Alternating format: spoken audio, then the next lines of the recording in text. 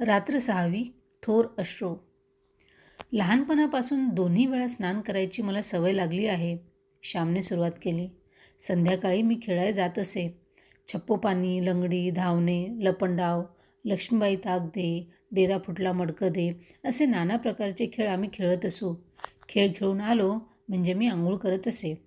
आई मला पाणी तापवून ठेवीत असे. आई घंगाळात पाणी आणून देई व माझे अंग चोळून देई.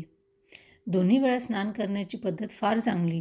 रात्री निजण्याच्या आधी आंघोळ झालेली असली तर शरीर स्वच्छ, निर्मळ व हलके वाटते. निजायच्या आधी आपण प्रार्थना म्हणतो. हे मनाचे स्नान. शरीर व मन स्वच्छ असली म्हणजे झोप कशी गाढ येते. एके दिवशी मी नेहमीप्रमाणे खेळून आलो होतो.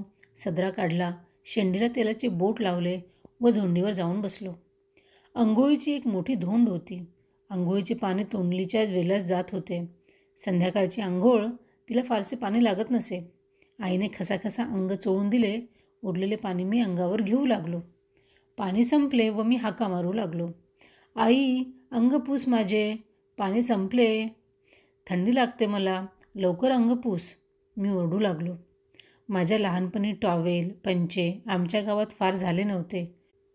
वडील पुरुष मंडळी धोतर पिळून त्यालाच अंग पुशीत. एखादे जुनीर मुलांचे अंग पुसण्यासाठी असे. संध्याकाळी आई आपल्या ओच्यालाच माझे अंग पुशी. आई आली व तिने माझे अंग पुसले व म्हणाली, देवाची फुले काढ. मी म्हटले, माझे तळवे ओले आहेत, त्यांना माती लागेल. माझे खालचे तळवे पूस.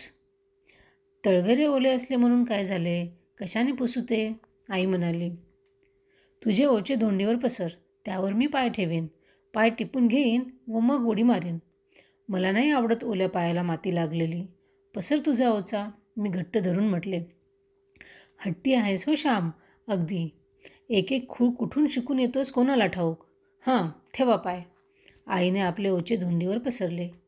मी माझे पाय त्यावर ठेवले, नीट टिपून घेतले व उडी मारली. आईचे लुगडे ओले झाले, त्याची मला पर्वा नव्हती. तिला थोडेच त्यावेळेस बदलता येणार होते.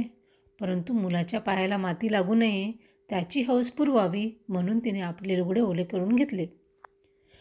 ती मुलासाठी काय करणार नाही, काय सोसणार नाही, काय देणार नाही.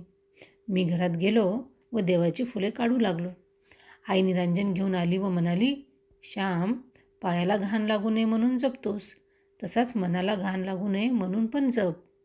देवाला सांग शुद्ध बुद्धी दे म्हणून. गड्यांनो, किती गोड शब्द. आपली शरीरे व आपले कपडे यांना स्वच्छ ठेवण्यासाठी आपण किती धडपडतो, किती काळजी घेतो. कपडे स्वच्छ राहावे म्हणून धोबी आहेत, बूट स्वच्छ राहावे म्हणून बूटपुशे आहेत, अंगाला लावायला चंदनी साबण आहेत, शरीरास व कपड्यास मळ लागू नये म्हणून साऱ्यांचे प्रयत्न आहेत. परंतु मनाला स्वच्छ राखण्याबद्दल आपण किती जपतो. देवळाला रंग देतो, परंतु देवाची वास्तपुस्तही घेत नाही. मन मळले तर रडतो का कधी?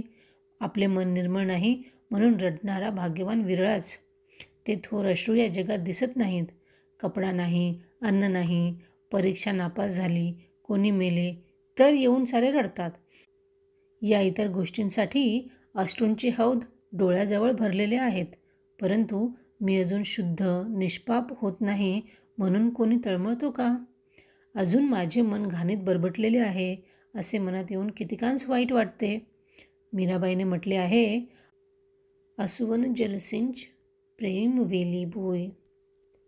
अश्रूंचे पाणी घालून प्रेमाची, ईश्वरी भक्तीची वेल मी वाढविली आहे. हा मीराबाईचा चरण मी कितीदा तरी गुणगुणत असतो.